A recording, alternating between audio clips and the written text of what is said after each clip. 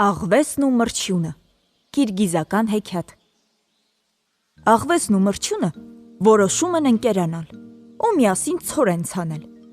Խորամանկ աղվեսը ամեն օր մի բան է հնարում, մեկ փորն է ցավում, մեկ գլուխը և ջայլո է գնում կումիս խմելու։ Առավոտից իրիկուն մրջյունը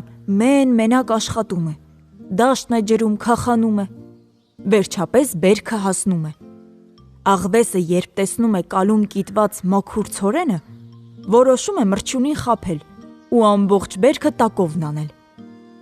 Մրջյուն բարեկամ, ինչու կիսենք բոլոր ցորենը,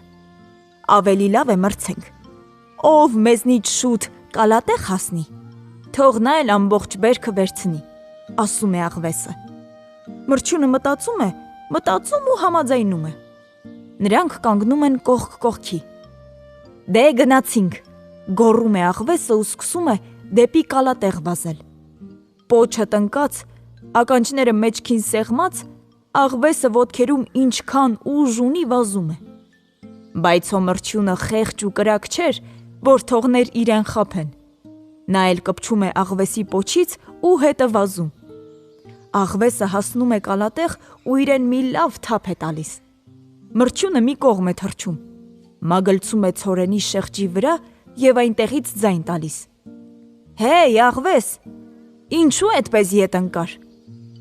Աղվեսը գլուխը կորցնում է։ Էդ երբ տեղ հասար։ Վաղուց, շատ վաղուց։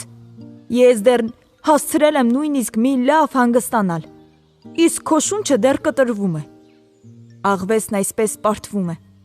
Չկարողանալով մի նոր խորամանկ բան անել, նա գլուխը կախում է ու հեռանում կալատեղից։ Մրջյունն իր բույնն է քարշ տալիս ամբողջ բերքը և հանգիստ ու կուշտ ապրում։ Իսկ ծույլ աղվեսը ամբողջ ձմեռ սոված ծարավ այդպես էլ թափառում է։